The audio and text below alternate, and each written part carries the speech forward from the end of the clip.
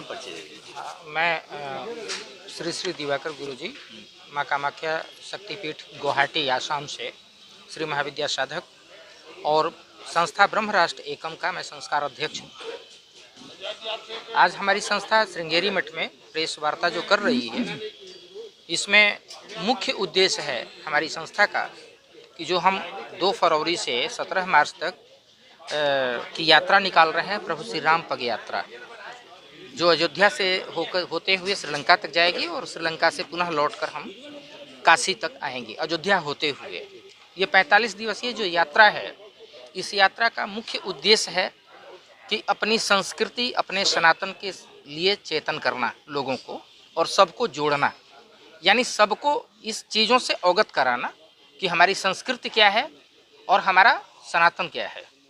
साथ में कि राष्ट्र के अंदर जो शिक्षा की प्रणाली है, जो पाश्चात्य शिक्षा से ओतप्रोत होता जा रहा है, इसके जगह गुरुकुल शिक्षा व्यवस्था की स्थापना करना, गांव-गांव गुरुकुल का एक गुरुकुल का निर्माण कराना, जिससे हमारी आने वाली पीढ़ी का संस्कार, संस्कृति, अनुशासन ये सुदृढ़ हो, वो जाने कि मैं कौन हूँ और हमारी संस्कृति क्या है।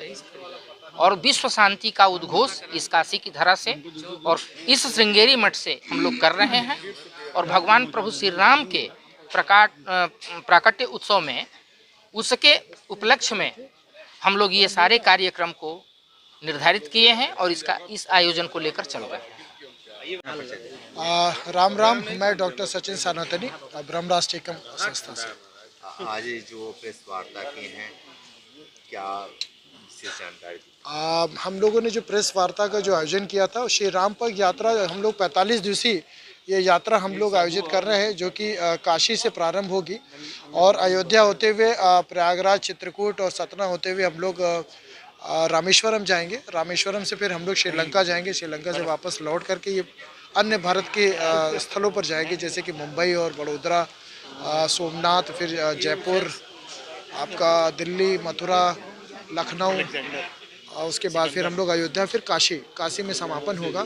45 दिवस की यात्रा, लगभग हम लोग 15,000 से ज़्यादा किलोमीटर की दूरी तय करेंगे और लगभग 250 स्थलों पर हम लोग जहाँ जहाँ प्रभु श्री राम जी के चरण पड़े हैं, उन स्थलों पर हम लोग वहाँ पर जाएंगे और वहाँ श्री राम लल्ला की और राम के बारे में, उनके जीवन के बारे में हम लोग वहाँ पे वहाँ के वृद्ध जनों से, वहाँ के जो प्रबुद्ध जन हैं, उनसे भी हम कुछ जानकारियाँ वहाँ से हम लोग जुटाएंगे और उन जानकारियों को भी हम लोग ले करके हम लोग आप सबके बीच में, क्योंकि ये कुछ ऐसी जानकारियाँ, बड़ी महत्वपूर्ण जानकारियाँ हैं जो कि अभी तक हमारे महाकाव्यों में भी नहीं आई हैं। तो उन जानकारियों को भी हम लोग वहाँ से एकत्रित करके आप सबके बीच में उसको हम लोग एक बुक के माध्यम से या जो भी है, हम लोग उसके पुस्तक के माध्यम से आप सबके बीच में साझा करेंगे।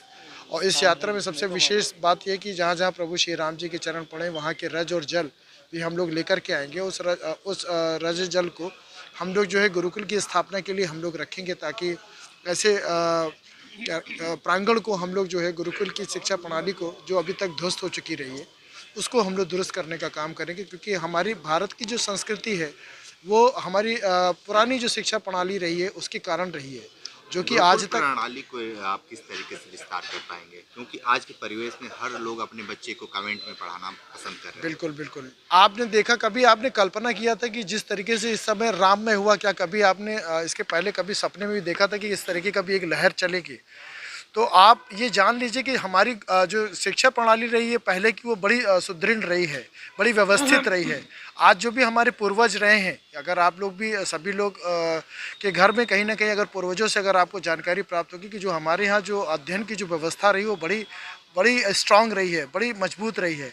और उसी के कारण आज भी हमारे यहाँ पहले श्रुतियों स्मृतियों का दौर हुआ करता था। तो हम लोग पहले क्या करते थे कि जो सुनते थे वही परंपराएं हमारे आगे की पीढ़ियों को हम लोग देते चले आ रहे थे।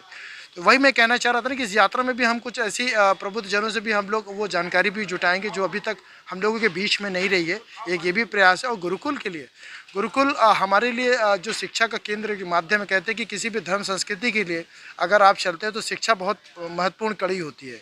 तो मुझे ऐसा लगता है कि ये गुरुकुल जो है हमारे लिए बहुत ही अभिन्न अंग होगा आगे चल करके। और आने वाले समय में आज कॉन्वेंट में भले बच्चे पढ़ रहे हैं, लेकिन जब गुरुकुल की एक व्यवस्था बनेगी और बच्चे जिस तरीके से अपने शास्त्रों के बारे में शास्त्रार्थ करेंगे और साथ में अपने वैज्ञानिक के बारे में भी चीज़ों को समझेंगे, तो उस तरीके से उनका एक अलग ही विकास होगा। और भारत ऐसा माना जाता है कि गुरुकुल पद्धति में सिर्फ व्यक्ति विशेष के ही मतलब कि ऐसा कुछ नहीं जाते हैं छात्र। नहीं, ऐसा नहीं है, सभी के लिए है, क्योंकि वो जहाँ पर खेल है, शिक्षा है, शस्त्र है, शास्त्र है, सभी पर हम लोग जो है इस पर हम लोग काम करेंगे। जो हमारी वैदिक संस्कृति रही है, जो भी हमारी वेद की जो संस्कृति रही है, उसको हम लोग प्रचार प्रसार करेंगे शिक्षा के माध्यम से। सब्सक्राइब कीजिए हमारे चैनल को और बेल आइकॉन को दबाइए हमारी लेटेस्ट वीडियो सबसे पहले देखने के लिए।